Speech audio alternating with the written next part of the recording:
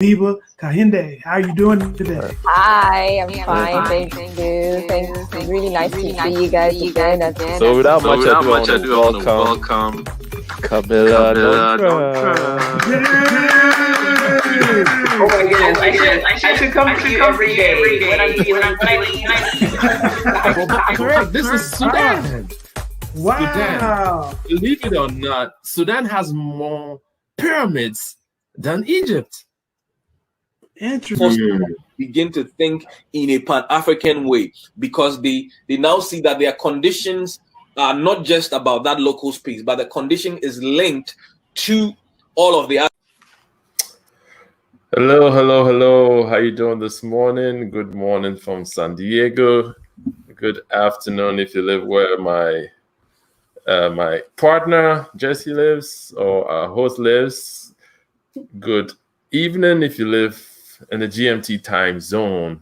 This is the Pan-Africana Show. My name is Fred Nontra, co-host for the Pan-Africana Show. Thank you for joining us again. We start by thanking God for today. By Him we live, we move, and have our being. And I'm going to hand over to my co-host for him to introduce our guests. So we always tell you all that we're going to have an amazing guest every week, and we never disappoint. So we're going to keep that tradition going. This morning, we are blessed to have somebody who is not only a PhD and happened to get her PhD from the same place that my co-host attended school, Temple University, but also began this journey as an English major, just like myself, at Notre Dame. She is she's an associate professor of Spanish, and she is the chair of the Spanish program in the Department of Global Language, Literature, and Perspectives at Lasalle University School of Arts and Sciences. So without further ado, we'd like to welcome Dr. Luisa Marcela Ossa. How are you doing? Thanks for having me. Super excited to be here. And thanks again. And a small bit of news about my title. And since you're an academia, Jesse, you will appreciate this. I've recently been promoted to full professor. Yeah! Full professor, which, as you know, is a huge deal representation-wise, right? Absolutely. Is only about 2%, nationally, only about 2% of Black women full professors, and about the same for Latina, of which, despite my appearance, I am both, which we'll get into soon. So that's exciting, and hopefully there will be more of us coming up the ranks. Absolutely. Well, you know what I'm doing. I'm scratching off associate. You know how they work in academia. It's not till like you get the promotion, but it's not official till the fall starts.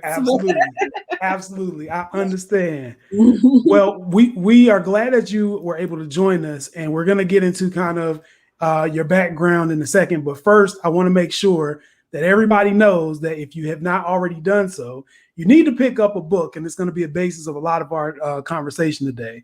And it's called Afro-Asian Communities in Latin America and the Caribbean. This is the book that our esteemed guest has written. It's a collection of different essays that talk about things that we don't even know, like the different influences, not really just of Africa, but also of Asian influence in Central and South America. It's things that we all should know. So before we jump into all of that, I want to start off by asking you kind of what was your inspiration for pursuing a understanding of Spanish or for pursuing, I guess, this course of study in Spanish? Before we get into that, I just want to acknowledge, thank you for having me on Juneteenth, right? Yes. And a quick connection that's not related to the book, but so people see that the connections before you go on, I just wanted to show them this copy on Amazon. Woo! I appreciate the shout out. So yes, it's available. Go ahead. Paperback. We'll put a description in the link. In the link below. All right. Thank you so much. So, but yeah, a brief connection with Juneteenth. So people usually think of the Underground Railroad going north, right? But the Underground Railroad also went south because Mexico had abolished slavery long before the U.S. had. And in northern Mexico, there's a small town called Nacimiento de los Negros, which literally means birth of Black people. And they have always celebrated Juneteenth as well, because those were enslaved Black people and Black Seminole people who made it to Mexico and established their small community there. So even, right, Juneteenth reaches far beyond what many people think it does. Right? So just wanted to give that note. So yeah, so about the book, what inspired me specifically with the book was when I was in grad school, I was, and it kind of, I think a lot of it, me being multiracial, I'm always looking at connections between people and things like that.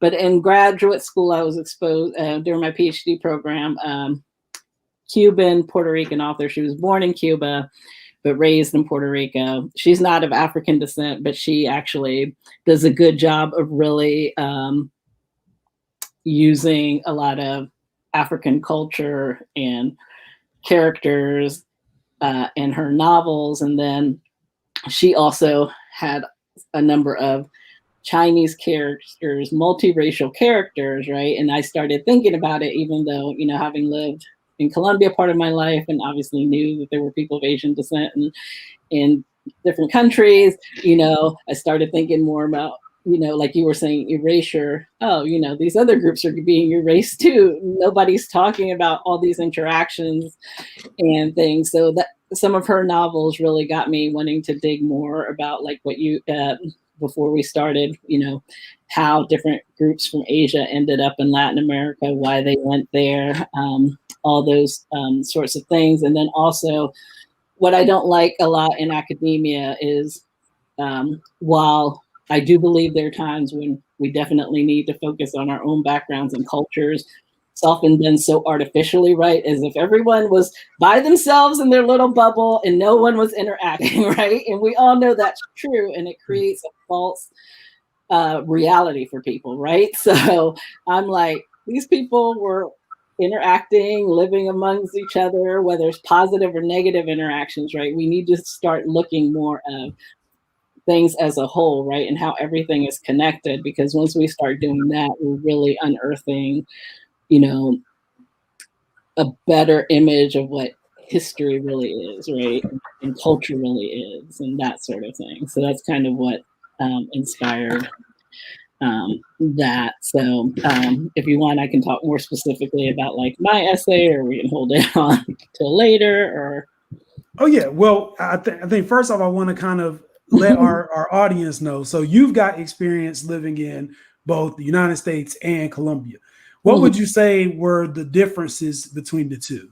Yeah, so I'll give a little background on me. So as I said, I'm biracial, multicultural, multilingual. So my mom, as Jesse, you're friends with my uncle, so you know he's Black, right? So on the U.S. side, my family is very Black, right?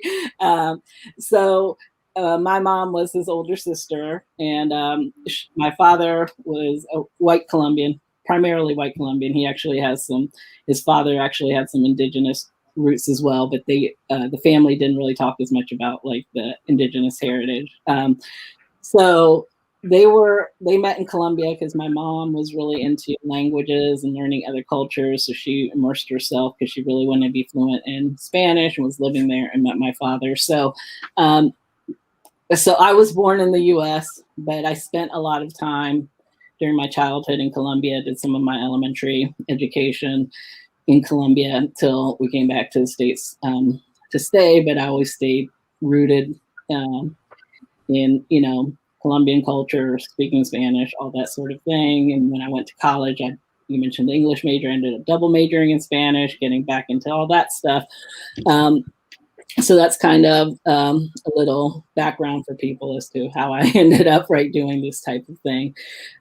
So Colombia, the part of Colombia at the time that I lived in, to go more into racial differences, was not an area where you see a lot of African presence, right? It's in the mountainous region, so it's more white and mestizo, right? I think that's the term you're interested in learning about. So generally when people use the term, quote, mestizo in Spanish or in Latin America, they're referring to people generally that's a combination of European and indigenous, right? So that term generally is referring to that. So in that region, you see more of people, of, like, as I said, European background, indigenous background, or a lot of people are a combination, even if it's way back, right? But, that sort of thing. So there wasn't a strong presence, but in Colombia, and it's changing because now there's more movement. But when I was a child, more of the Black presence is on the Caribbean coast of Colombia, and then there's in Colombia it's called they're called departamentos, which are kind of like states in the U.S. So there's a Departamento Chocó, which borders Panama and the Pacific coast, and that continues to be like a predominantly Black state in Colombia. So, you'll see different estimates, but it's at least 70% Black, if not higher, 70 to 90% people of African descent there. So it continues to be a strong presence. But in recent years, a lot of Black people have been moving from where they traditionally were in the coast, partly for economic reasons, but a lot of it's because of all the civil war, right? Civil unrest in Colombia, where they are on land that people have been fighting for. And I'm going to give a very simplistic overview, but I encourage people to research it because it's very hard to explain what's going on in Colombia without people really digging into it. And it's often oversimplified, but, it's a combination of political differences, greed, right? Power struggles, where people are, but it's ending up harming the most indigenous and Black people who are on certain lands that people want to use for, like, the coca, to produce coca or to mine. A lot of those are in some of the areas I talked about, like Chocó, and some areas where a lot of indigenous groups live. So a lot of people have actually had to move. They've been displaced, right? And so they've been going to major cities like Bogota and Medellin, where in the past there weren't necessarily big percentages of Afro-Colombians there. So now they're more spread out. Another city that has a strong Black presence in Colombia is Cali. Cali also anecdotally is known as the La Capital de la Salsa, the capital of salsa music. So even though salsa isn't originally from Colombia, it has a very strong salsa scene, and Cali is very respected because some great groups come out of there. So yeah, it was interesting. So there are a lot of differences and there are a lot of parallels. Like I remember my mom would say one of the differences for her, because she's visibly Black, right? She was visibly Black, that she said, while there's definitely racism, she didn't feel like the constant every day, like, getting stared at or mistreated the same way as in the US, right? And that even though my dad was white, and again, I'm not saying, she wasn't saying that there weren't people like that or whatever at the time, or that that when she was marrying my dad, it hit her harder when they were coming back to the US about them being interracial than being there. And again, that doesn't mean they weren't getting some stuff about it, but right, it was just different. So, but that's also an argument that people use to gloss over all the racism. And that's not what she was doing. But then people take things like that, right? That it might not be as in your face every day, or it might manifest in a different way, as often people corrupt that narrative to be like, see, there's no racism in Latin America, right? Mm-hmm. And things like that. And that's not what it is. So that gets into like some, before we got on, we were talking about some of the terms that you hear thrown around related to Latin America, some mestizos ones. So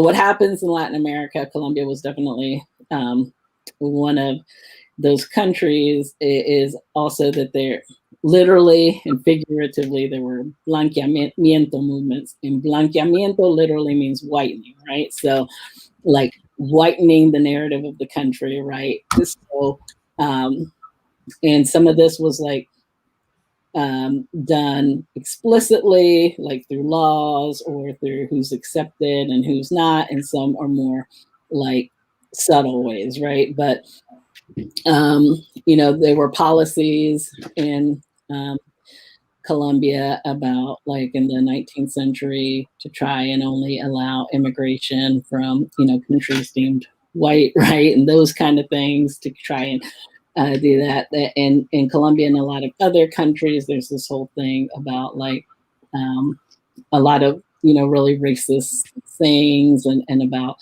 you know, you marry lighter or whiter, right, to better the race. So you see a lot of that kind of thing.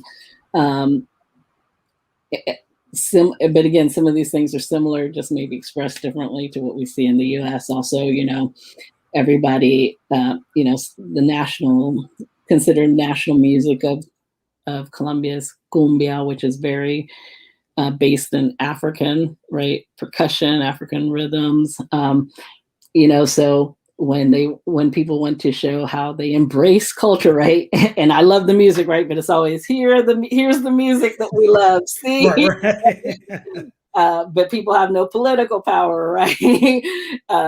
They, you know, aren't represented in government. The poverty rates are disproportionate. The access to education is disproportionate, right? So the parallels to the U.S., right? So similar issues. So there's similarities and differences, and as you see, what I kind of think more parallels, because similar issues that might manifest slightly different, right, in the context, but at the end of the day are very similar struggles. So okay. Oh, Fred, you're muted. Excuse me. So before I ask a question, you have an interesting shirt on. Oh yeah. I lived in your city, intellectual John. Yeah. So everyone that doesn't know, John is a Philadelphia term for everything. That John. Even the cheesesteak is that John. So. Exactly. Good job. So you learned your Philadelphia slang. So yeah, John is literally a noun that can be anything. You can substitute it for anything. So, but I wore this shirt to help support a local Black woman-owned bookstore. So this is swag from her store. It's called Harriet's Bookshop in Philadelphia. You can find it online. So the owner's Janine Cook, and she's done a wonderful job of really, you know, generating interest in you know, Black authors, especially women authors of all backgrounds, but particularly Black women. And she's also, so you can go to the bookshop, you can buy books, you can also order online, and then you can also order cool gear like this. So if anyone's interested, and the book is also, if you go to her bookshop as well, you could order it online through there. It might cost a little bit more, but you know, the money's going to help support, right, the bookshop, which is named after Harriet Tubman. So thanks for the so it's a fun shirt. I figured this was a good time to wear it. Absolutely. And it's Juneteenth. We need to be supporting. Sure. Yep. So I want to talk a little bit about these like kind of breakdowns and classifications and different cultural fusions. Oh, am I muted? Am I on? Oh, okay. Oh, you're on. I was just gonna ask about her biography before. Oh, go ahead. I'm sorry. I didn't mean to cut you off. That's fine. Now, reading a bio on Lasalle University page, I noticed in your expertise you say connections between racism and anti-Blackness. Mm-hmm. Could you expound on that? Mm-hmm. Is it one and the same or totally different? I mean, the broader grouping is, you know, for discrimination, we'll call it, based on skin, right, is racism.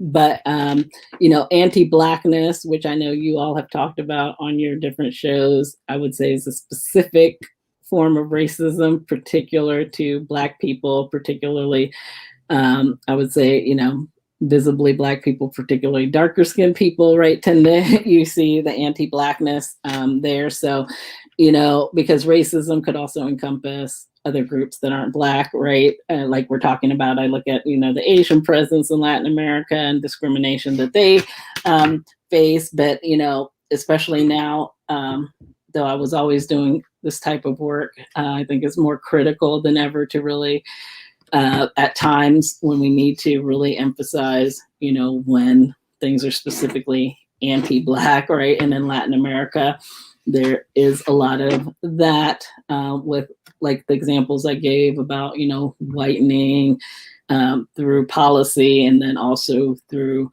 the way people are made to think about like what's beautiful or what's bettering yourself, what's bettering your family, what's bettering your lineage, all these, these terminologies, and people actively and explicitly talking about it. Oh, I'm not going to be with this person. They're too dark, right? I have to marry somebody lighter or whiter, right? So, so those are, the broad distinctions, I would say, right?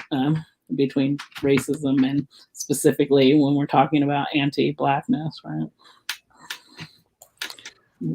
Well, I wanted to ask a little bit about, it looks like depending on what the country is in Central or South America, there have been different attempts to address race, right? Some have been planned communities of cultural fusion, that they wanted to kind of formulate a population that was so mixed that it would be one thing. Others have been places that shunned certain race mixtures or whatnot. And I think embedded within that, what I'm also picking up from your book is that there's also the tacit or sometimes blatant erasure of certain cultures. So we all see there's this degradation of the African influence and African culture in South America on several occasions, in many places, but not all. And then we also see that, nobody really hears about the story of the indigenous population there. And I certainly didn't know anything about the Asian influence in the region at all. So for our viewers who are coming at this from the standpoint of where I was, could you explain to us kind of how the Asian influence got involved in the first place? Like how did Asians come to South America? Okay. I'll give a broad answer to the kind of your first statement / question about just like the erasure or the different combinations of how race was viewed.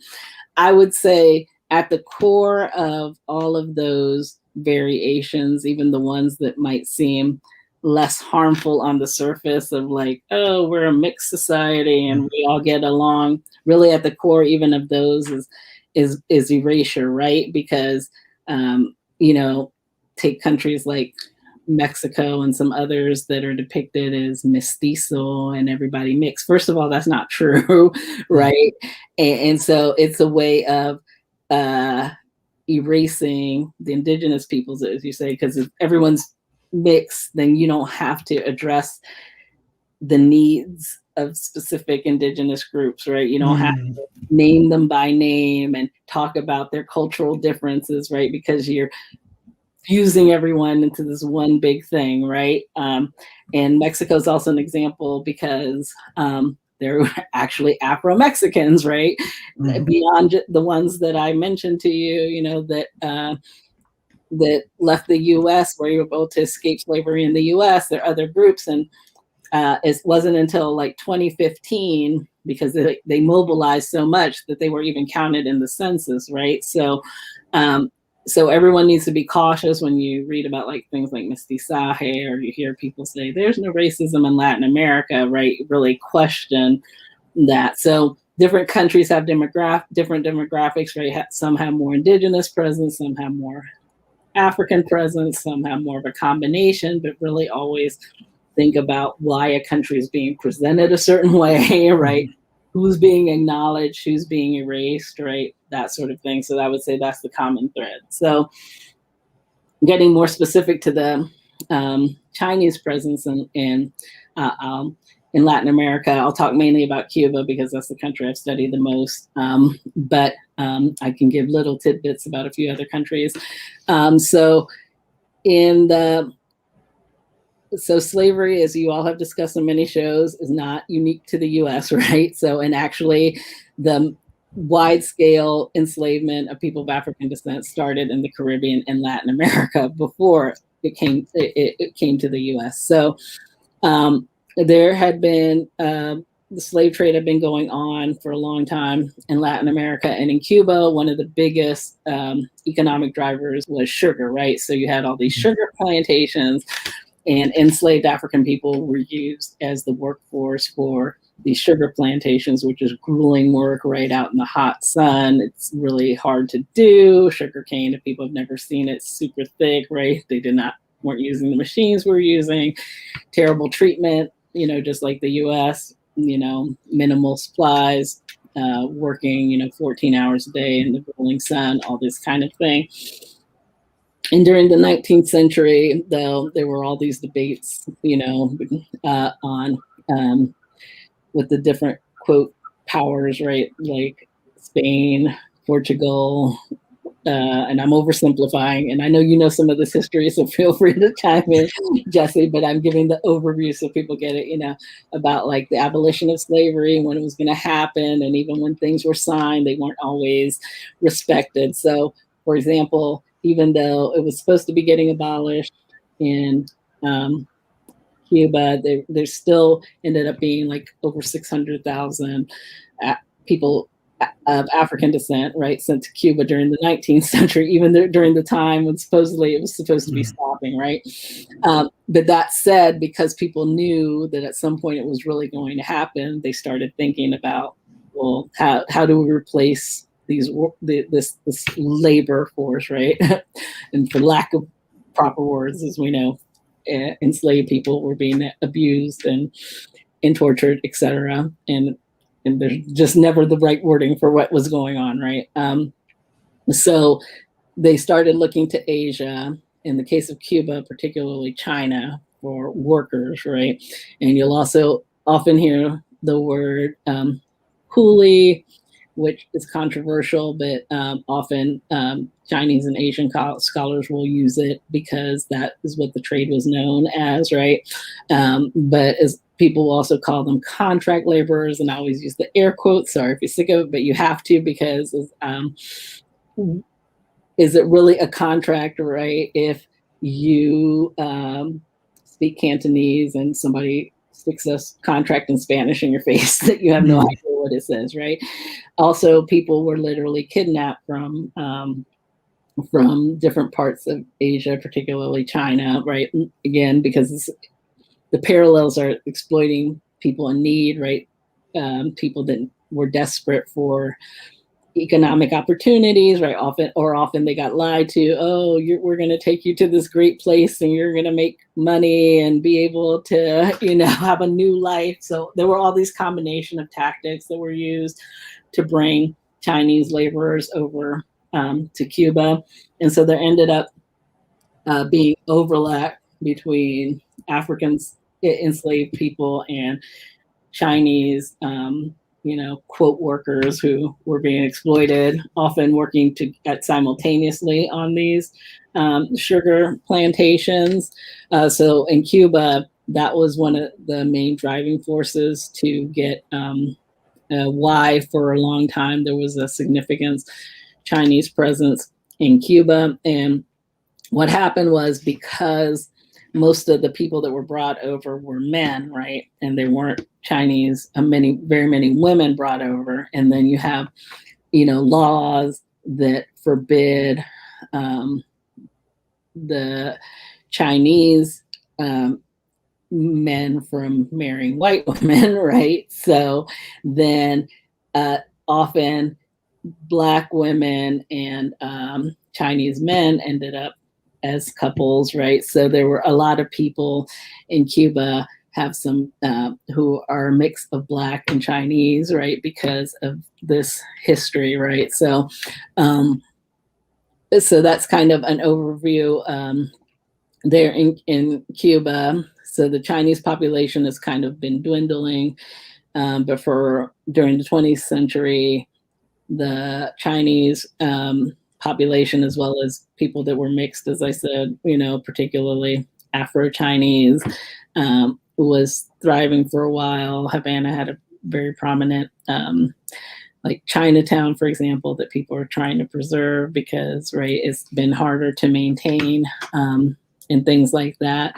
But like another country, which my the co-editor of the book, Debbie DiStefano, wrote an essay about Peru, because that's the country that she specialized in. And in Peru, there's not just Chinese influence, there's significant Japanese influence. So a lot of Japanese populations went to Peru in the late 19th and early 20th century looking for opportunities and things like that, though a lot of the Chinese workers initially were in similar conditions to what I was just talking about, the Cuban Chinese, where they were brought over more, but there it was more for mining and railway work, if I remember correctly, definitely mining work. So those are a few examples. And then I remember I've watched a few episodes of the show, and I know recently I had a guest, Nisette, right, from Panama,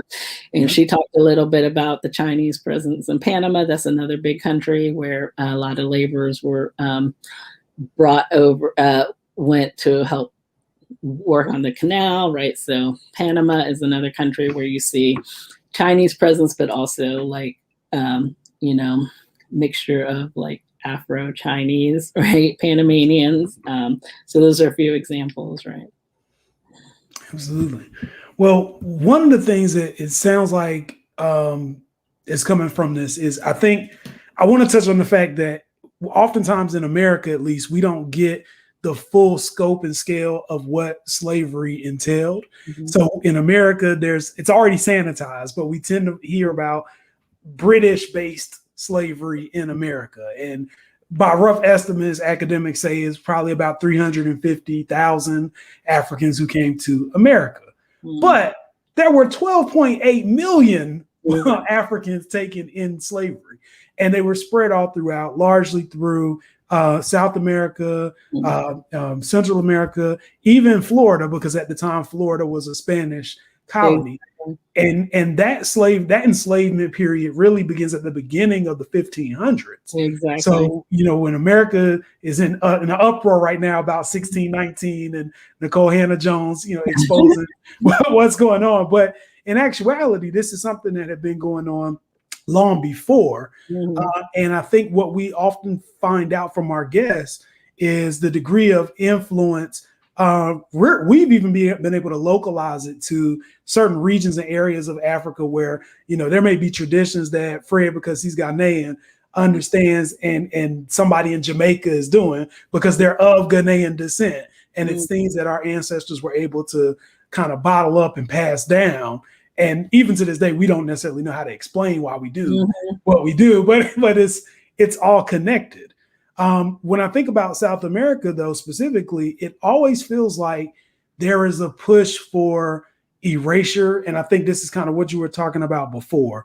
We have a big deal where we don't, people don't even know that Afro-Latina is a thing, right? Like this is mind blowing to me, but folks don't know Afro-Latina is a thing. I don't know if you've seen In the Heights on HBO, but there's like a big pushback now because he didn't have depiction of darker skinned Afro-Latinas. And I feel like, I don't know if this is something that America is just kind of influencing and helping to exploit, or if this is something that people are doing without fully understanding what's going on. I was wondering if you have any comment about why do you feel there's this Afro-Latina erasure in general? And do you think that there's any way that we, as normal people, can do anything to change that narrative? Yeah, so that I would say is very US based. And while it's tied to the erasure in Latin America, is different. And I'm going to explain why. So people need to understand the category Latino, right? That is an artificial category that the US Census came up with, right? If you live in Latin America, you don't call yourself Latino, right? You call yourself Colombian, Mexican, or whatever city, right? Like, it would be like if in France, because say the US and England and some other English speaking country, you all are English speakers, right? And I'm going to put you all in this category. It sounds kind of absurd, right? So, Right. but that's really what it is. So loosely, but and then the terms are very complicated because there's the census use and then there's the broader use, right? So, but we'll start with the census use. So Hispanic / Latino, which there are slight differences, but so the census, from what I know, started with trying to categorize people in the US who came from what they considered Spanish-speaking backgrounds, right? And I say Spanish-speaking backgrounds because, as we know, everybody that, especially second, third generation, everybody is, quote, Hispanic or Latino doesn't necessarily speak Spanish, right? So that's why I say even the language thing is a very loose tie, right? But the census, the US government decided that they wanted to track these people, right, from these countries of Spanish-speaking origin. And so this category, Hispanic, came up with this category of Hispanic. So Hispanic also includes Spain, right? And people from Spain have a very different reality than people from America, right? So that's already creating an issue, right? But they are Hispanic because they are of Spanish-speaking origin, right? So I want people to be cognizant of that Hispanic includes people from Spain, not just people from Spanish-speaking countries in Latin America. A lot of people don't like the term Hispanic. So, you know, especially people of Latin American descent, they like Latino a little more. So Latino, Latina, now Latinx, which is more gender inclusive, right? Because Spanish is a gender-based language. When I say gender-based, I mean linguistic gender, but it can be problematic when it's applied to people because not everybody identifies as one or another gender. I personally prefer Latine, which ends with the E, which is an E in English because it's easier to pronounce, whether you're speaking English or Spanish as opposed to Latinx, because if you're trying to construct a sentence with a bunch of X's in it in Spanish, it doesn't really work, right? People do use it in writing, but a lot of people in Latin America are starting to use Latine, which is Latine, right? So to be gender inclusive, right, and not exclude non-binary or people that don't identify as any gender. So the category Latine is a lot of people prefer to identify more as Latino. So then you, in the census, now you see Hispanic / Latino, right? But for a long time, you couldn't pick a race, right? And Latine is not a race. It's a very loose classification, like I said, of people from a ton, before we even get into racial differences, tons of different countries, which are very different in and of themselves before you even get into the composition of the different countries, right? The ethnic and racial compositions of these countries. You have very, very diverse group of people put together. And then for a long time, you couldn't pick a race, right, if you chose that category. So in recent census, finally, that's been updated where people can pick Hispanic / Latino. And I'm saying Latino because that's how it appears in the census, and also say Black or pick multiple races or white or whatever they may be. So I think people first need to understand that to understand the whole Afro-Latino issue, right? So that also ties to how is, quote, Latino depicted in the media, right? Who are the faces of, quote, Latino, right? When people discuss Latinos in the US, right? It's usually a light-skinned person or somebody that might look kind of indigenous or a mix, right? But those are basically the little in a whole, right? Depictions, very narrow, of what Latinos look like, right? I happen to look, even though I'm not, right? I happen to look, right, what a lot of people would associate with looking Latina, right? So when you have this artificial grouping that at first didn't acknowledge for race at all, and then you bring also into it the baggage from Latin America that we were just discussing, because Latin America has its own racial baggage and racism and anti-Blackness, right? And then you make the depiction of Latino, very little group, right? Then there's no room for Afro-Latinos, right? So then that combined with what you were talking about, that often here in the US, there's a very, our education system fails us, right? Because we aren't taught even us who are Black, all we're taught about, there was slavery in the US, right? It was bad. And people come out of it with thinking that the only place that they're Black people are in Africa and in the US, right? And we're not anywhere else, right? So you're putting together all the worst of everything, right? And there's no room for Afro-Latinos or Afro anybody else that doesn't fit into that narrow spectrum. So specifically within the Heights, I have not seen it, but I can tell you, anyone who knows about, just knows what Washington Heights is, the actual real place. I don't have to see it to be able to comment on it.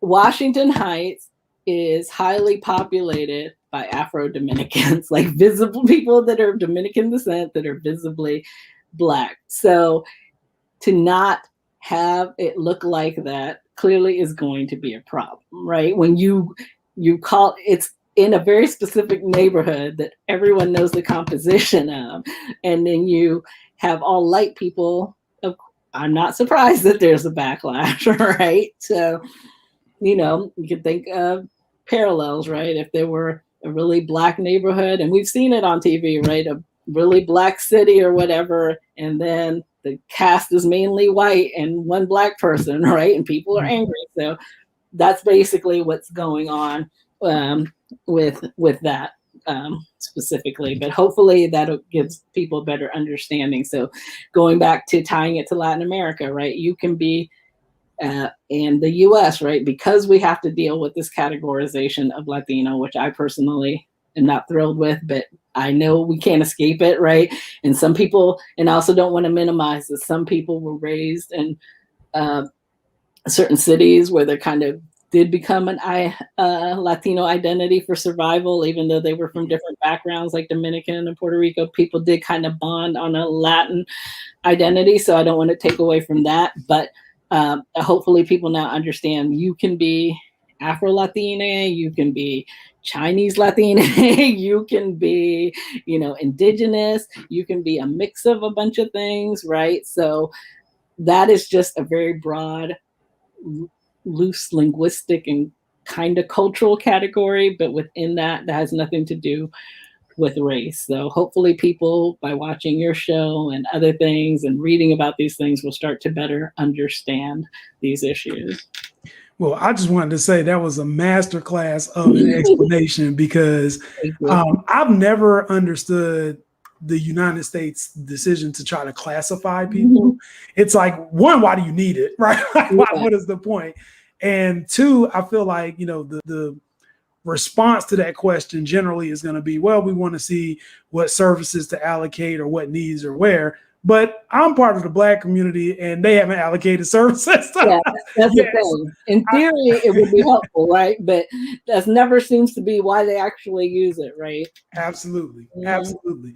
And I think it also, it creates further confusion just amongst people in general, because I'm trying to think about, if I was trying to balance one, particularly if you're of African descent, I'm trying to balance, okay, I'm African, it may mean something in your country of origin than it does in America, right? There's levels to Blackness, right? So we know that. Then you got to deal with this made up kind of classification of Latin, or you said Latini.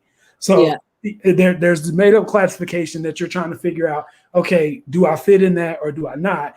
And then everybody tends to cling to what their origin place is. So even though we're of African descent, I personally, up to this point, have not yet been to Africa, haven't had the pleasure, and I haven't got my DNA test results yet. So I don't know what tribe or what country or whatever I'm from. I just know, obviously, I'm of African descent, but I claim North Carolina or the United States of America because this is all I know, right? Of course. So I'm trying to imagine if somebody who comes over, particularly from, countries like Colombia, Peru, Panama, whatever, and you get here, and when you get to America, all of a sudden it's, well, what are you? And you have to decipher this maze of identities. I can certainly see how that would create additional frustration in terms of also getting acclimated to a new country. Yeah, and I can't help. Go ahead. I can't help but think that part of that is done with, well, not part of it, all of it is done with an insidious design to make people have those struggles and to like try to further enforce white supremacy to show that these are all the ways that you are excluded from the privileges and benefits of whiteness. And I'm just curious, like all these countries have seemed to have found different ways to navigate this space. And it doesn't matter if your kind of colonizing country was England or France or Spain or Portugal or whatever. It seems that the supremacy in and of itself has been embedded in all of the cultures in all way, shape, and form. So I'm curious for those of us who are trying to be engaged in the work of dismantling all of this, what do you think is the most important tool for us to be able to one, preserve our identity and be who we are, but also to kind of dismantle some of these systems that have reinforced these narratives against who we are? Yeah, such a great question. It's so complex. I wish we could save it, like have a simple answer. But I think the work that you're doing to, with your show and showing, a Pan-African perspective is really important because like you've been highlighting on a lot of your episodes and we're talking about now. Yes, while there might be experiences unique to different countries and everyone's experience based culturally is going to be different, there's so many ties, right?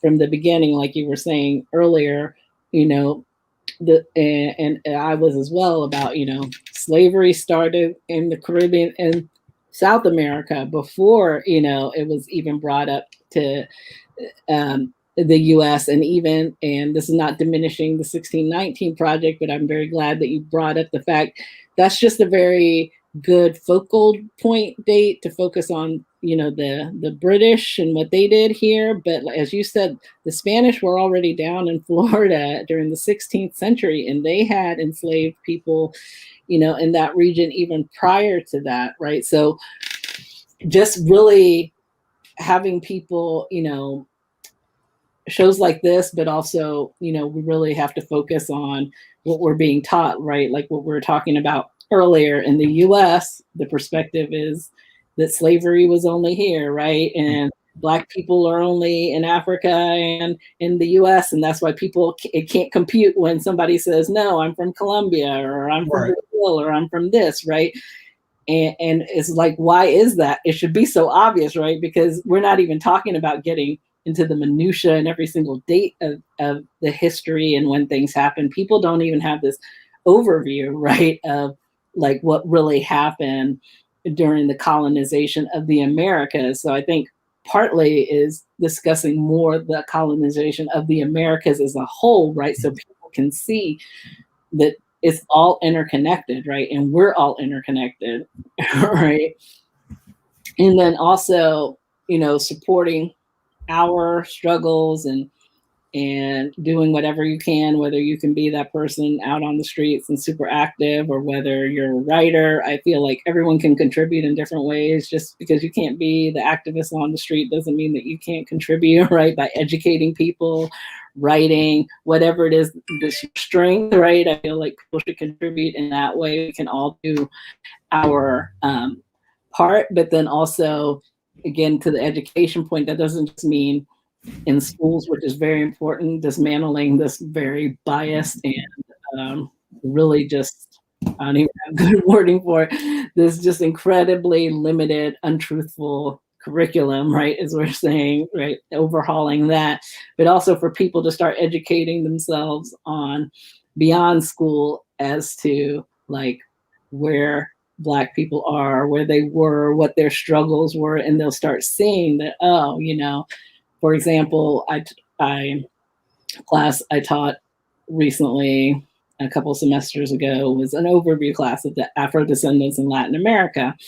And in that, I had some Afro-Dominican women in it, and it was great because we were able to talk about like hair discrimination. They were willing to, right? Of course, I'm not going to put them on the spot, but we were talking about like, the whole anti-Blackness and the DR, where women are super, so people love, right, the Dominican salons. Well, why are they so popular? Because women literally feel like they can't wear their natural hair, right? Mhm. So we talked about hair discrimination there, and I was able to make a lot of parallels with the US. That's really not that different from this anchor Right. getting fired because she tried to wear braids, or right, or women here who still feel they have to straighten their hair to be in corporate America, right? So there's so many places where we can see that it's like a very similar struggle, and how can even people connect and support movements, right, on a more global or multi-pronged scale. I think that those are great ways to kind of help start trying to dismantle, in a broader sense.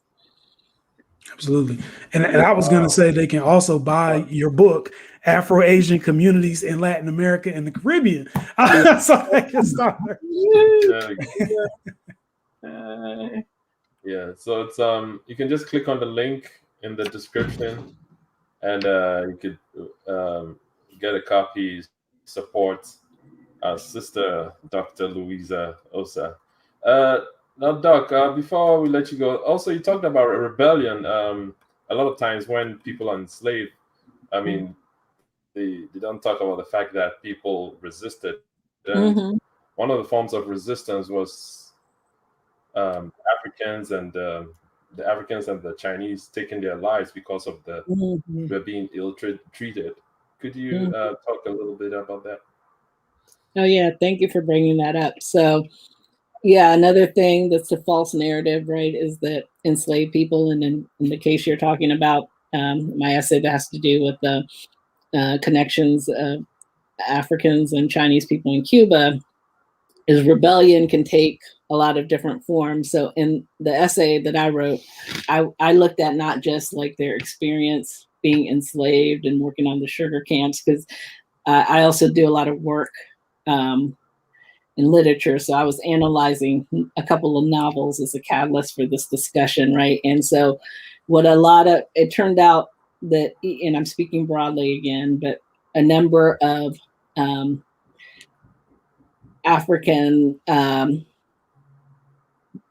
societies kind of don't view death, right, as finite, right? So a lot of the enslaved people had a very circular vision of life and death, right? And also that once you died, your soul wanted to go home, right, to the homeland. And that was very similar, interestingly enough, to like Chinese people, right? A lot of Chinese philosophies or religions, ideas, and I'm generalizing because there's a few, also kind of viewed life and death in similar ways, right? And so a form of resistance actually ended up being suicide, right? Because people saw that as a way to be free, and then hope that their souls would go back to their homeland. So even though on one level it's very tragic that people had to take their lives, it is also important to look at it at a different way, right? And in my essay, I cite some scholars that dig even deeper into this, right? But that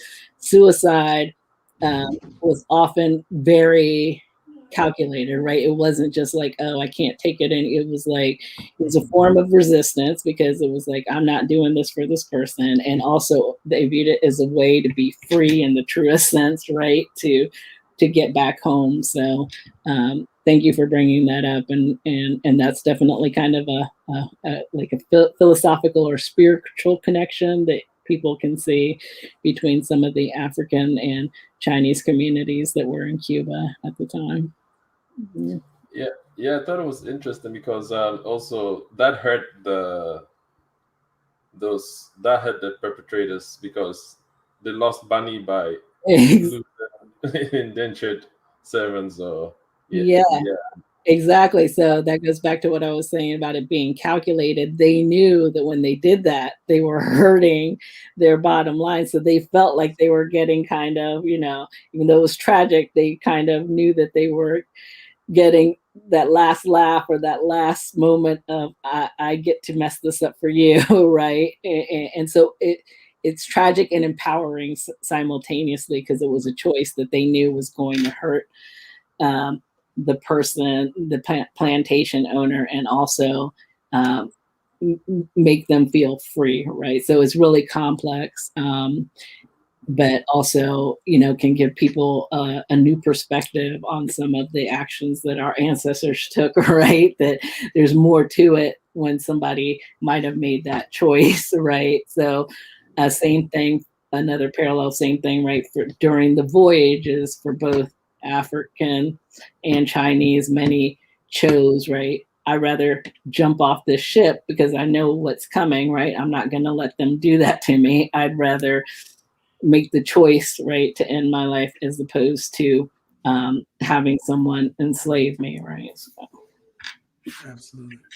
And we definitely need to do a much better job, really worldwide, but definitely in the United States, of explaining that. Because I think part of it is pacification. It's if we don't show that your ancestors were fighting against this, we can pass off this narrative of, well, that's just the way things were back then, and it was just acceptable socially, and just move past it. It also bolsters the push that we need really on an international scale for reparations, right? So like reparations is a serious thing. And whenever, we bring the topic up, there's always pushback because there are people who say, but I didn't own slaves. I didn't have any participation in it, blah, blah, blah. And there's a failure, or at least a willful neglect, to acknowledge the privilege that came from it, to acknowledge the destruction of any possibility of generational wealth that stemmed from certain communities. And also to acknowledge the fact that reparations were paid in a lot of these places, including America, to the slave owners after the end of the Civil War, after the end of the slave trade. And so like it flies in the face of everything that we know.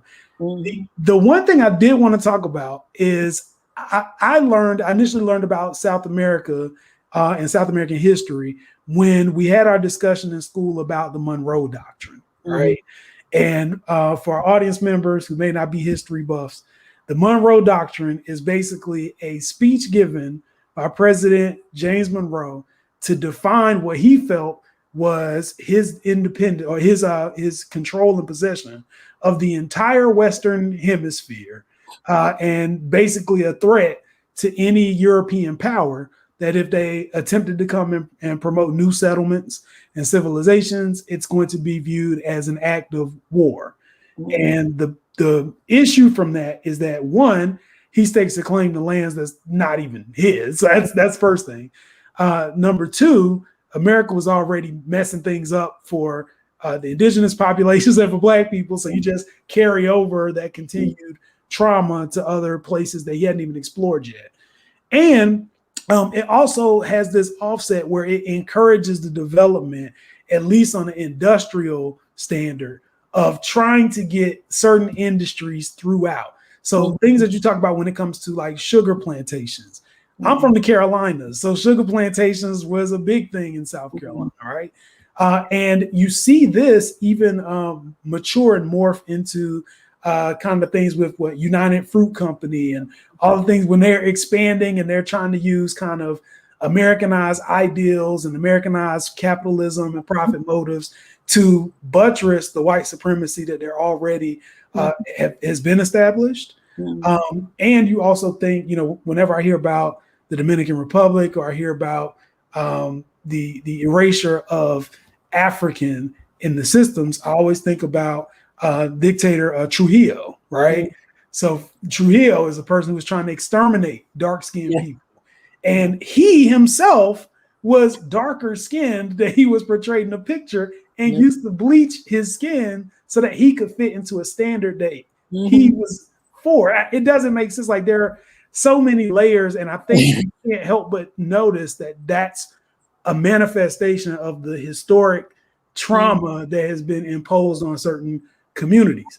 So I'm wondering, is there anything that you feel like, and again, I'm asking you all these questions that probably SAT questions to answer. But, I'm curious as to, given the centuries of reinforcement, of pushing these narratives, of minimizing African culture, do you think that us reconnecting, particularly with the continent, with Africa, do you think that there is a benefit that we can convey in trying to kind of show people the beauty from which they came from, particularly in a climate where folks don't always want to learn about the horrors and tragedies of history and, you know, what they came from, or that they've been brainwashed into thinking that where they came from is somehow bad or less than.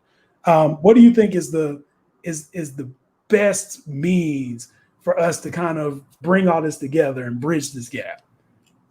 That's a great question too. What I do, like when I'm teaching, and hopefully you'll understand why I'm giving this example, I think that we can't just stick to the tragic part, right? And I think that's also a problem. And so you can't obviously discuss racism, anti-Blackness, all these complex issues without discussing, right, contextualizing them. But at the same time, like the class I mentioned, I also use it to try and empower everyone with information, but particularly the students of African descent. Like I mentioned, I had some Afro-Dominican women in the class. And I think what you mentioned, or something similar, is also just as important to educate on the positives, the beauty. So in that course, while we definitely got into all the ugliness, slavery, Trujillo, different things, you know, they also had an opportunity to learn about rebellions, not just like the, you know, so there wasn't this idea that in Latin America was all passive. Like they learned about Benco's Biojo and Colombia, who, you know, Yanga in Mexico, who led rebellions, but also like amazing writers and advocates. Like one that students always fall in love with is Victoria Santa Cruz, she's Afro-Peruvian. She's deceased, but her whole family are famous writer, activists, artists. I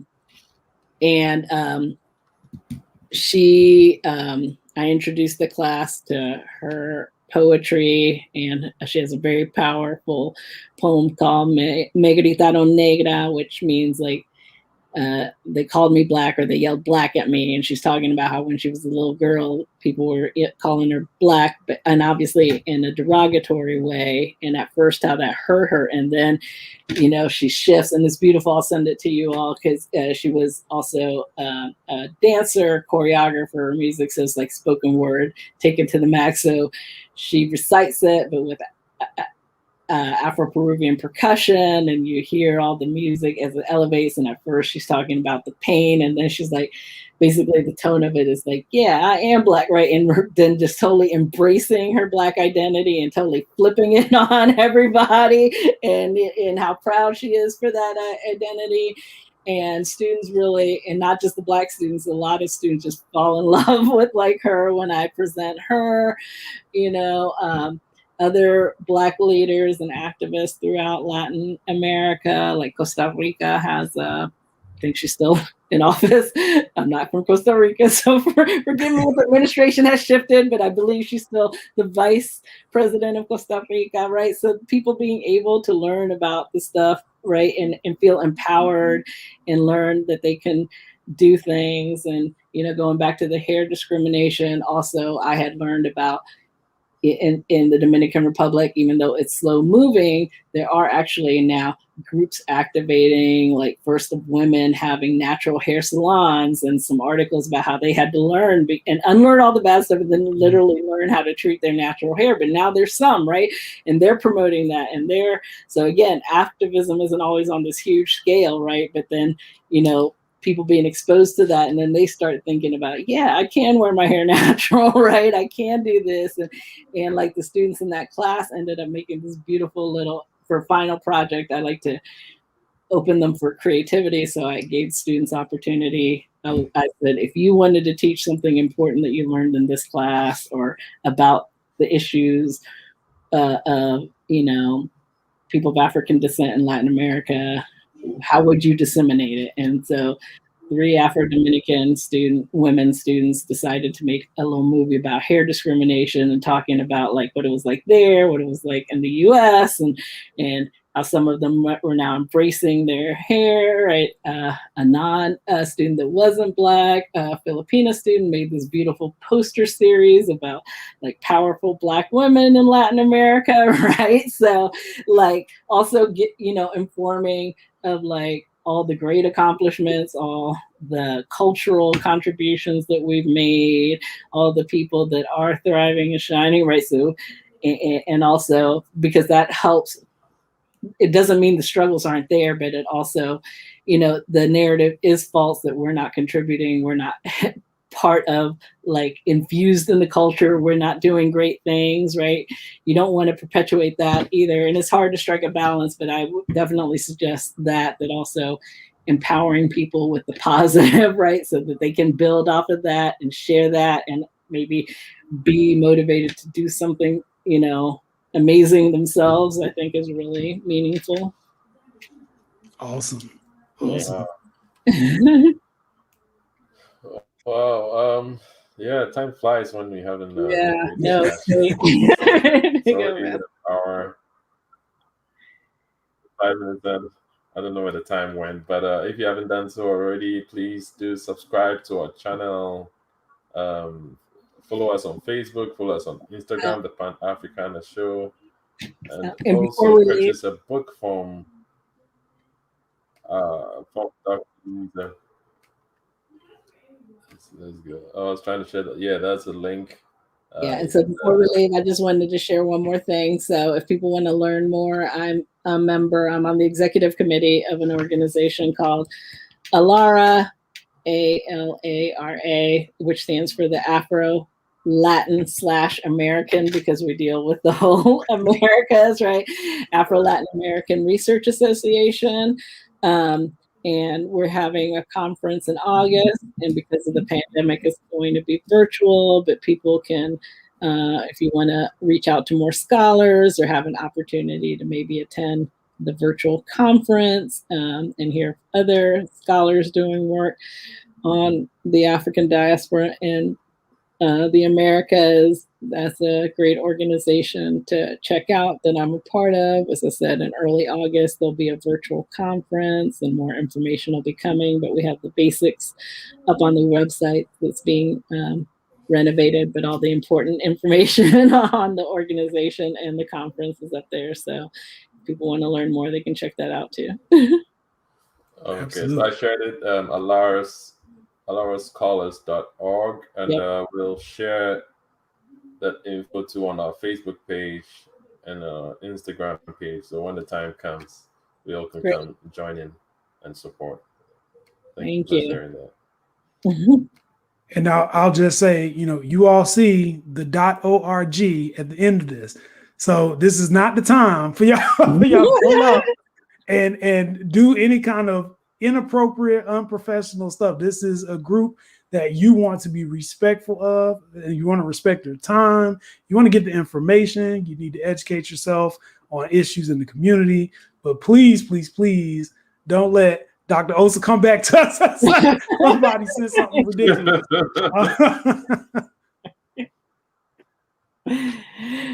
Yes. So I just want to thank you once again for taking some valuable time out on a Saturday to talk to us, to educate us, enlighten us. Our whole goal on this show is to bridge the gap between the diaspora, and we're hopeful that we can be collective of all voices within our community, and so that we can see who we are in different hemispheres, in different countries, different perspectives, but we all have certain similarities and we're all connected ultimately to the mother continent. And I hope, we don't know what's going to come of all of these shows or all the guests and all that stuff, but our hope is that one day we will be able to all sit on some kind of panel where we can reflect on the somber past of what has happened to us, but celebrate more so the things that we were able to get through, because I feel like our ancestors who were related and separated would want that from us. Yeah. So with that said, thank everybody for watching. Thank you, audience. Thank you to my co-host, Fred. Thank you again, Dr. Ossa, and we will see you all next week. Thank you. Yes, Dr. Ossa, don't log off yet too. Okay.